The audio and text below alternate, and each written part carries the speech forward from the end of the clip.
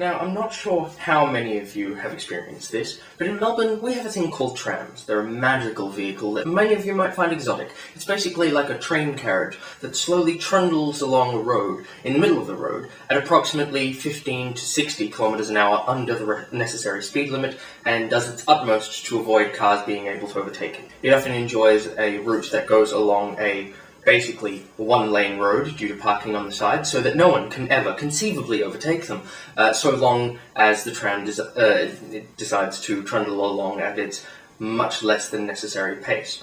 Now, despite the fact that these are generally better for the environment, I would like to also point out that they shouldn't be so uppity about the way that other vehicles interact with them. For example, tram drivers get particularly aggressive, and quite often, on a few occasions that I've heard, have decided to start swearing and muttering to themselves when a car behind them is honking, because how dare, the car insist that this mighty tram do its thing any other way. After all, it can only move in a straight line. How could it do it and do so any differently?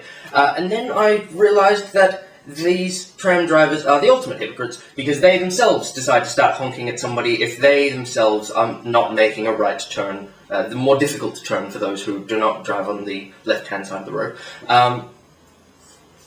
quickly enough. So, for example, if you're deciding that you're going to make a turn, and the public transport system itself has made this very act incredibly difficult by the nature of a boom gate being placed directly before the street where you need to turn, and the selection of lights, meaning that you're not allowed to move up to the street where you wanted to turn until after the boom gates have gone down and a pedestrian crossing has gone down. Now, I'd like to point out this pedestrian crossing is, well, I don't need to go over it to reach the street where I want to turn, but in the eternal wisdom of the public transportation and government officers, they have decided that I may not reach this street before the pedestrian crossing until the pedestrian crossing has stopped going. Now, after finally reaching this, you can imagine that both sides of the road have accrued quite a bit of traffic, and I am no longer allowed to turn right based on the fact that there is now a considerable, not ignorable, amount of traffic coming the other way. So I must wait, with my indicator on, patiently, as the rest of the world passes me by on the other side of the road, as I wait for my eternally awaited, and I know I'm using cognates of that word a lot, opportunity to turn into my street.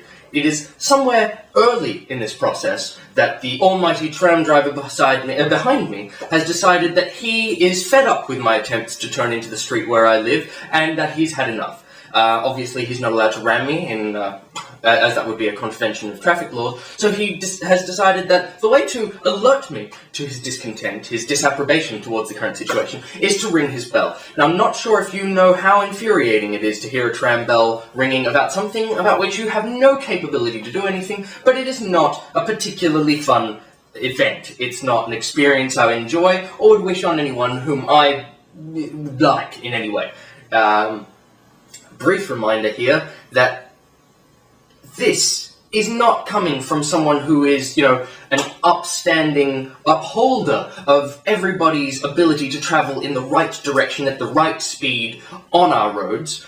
Tram drivers are, the second greatest nuisance on our roads. They might not be they might not be doing as much damage to the environment as anybody in a car, but that doesn't mean that they're not causing people in cars to be on the road longer, and therefore causing more damage to the environment indirectly.